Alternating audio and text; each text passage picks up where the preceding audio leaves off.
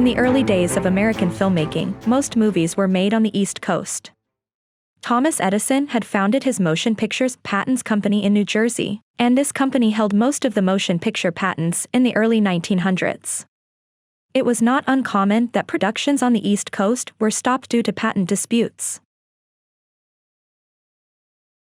Edison filed and acquired a large number of patents for motion pictures technology, and he was no stranger to filing patent infringement lawsuits against his competition.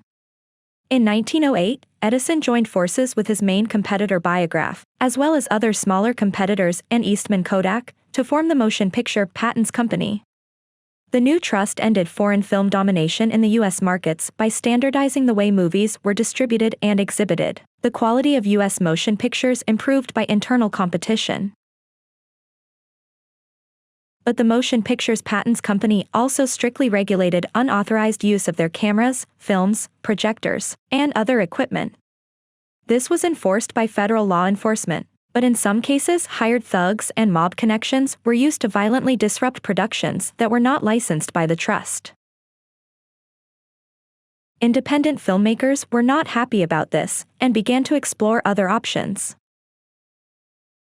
The first film shot entirely in Los Angeles is claimed to be The Count of Monte Cristo, directed by Francis Boggs. It was shot as early as 1907 by Selig Polyscope Company. D.W. Griffith was sent by Biograph to the West Coast in 1910 to film the melodrama in Old California. Production started in downtown Los Angeles, but was soon moved to the friendly village Hollywood, north of downtown LA. In Old California became the first movie ever shot in Hollywood. Griffith remained in California for months, making several films, before he returned to New York. When he returned, many filmmakers that had heard of Griffith's experience in Hollywood decided to head west, to avoid the patent fees imposed by the Motion Pictures Patents Company. In 1910, several film companies began setting up business in Hollywood. The distance from New Jersey made it more difficult for the Motion Pictures Patents Company to enforce its patents. The Ninth Circuit Court of Appeals, which is headquartered in San Francisco, California, and covers the area, was averse to enforcing patent claims. There were other advantages in moving production to Hollywood. The Californian weather was more suitable for filmmaking due to the reliable sunshine and temperature. It was possible to work outside all year long.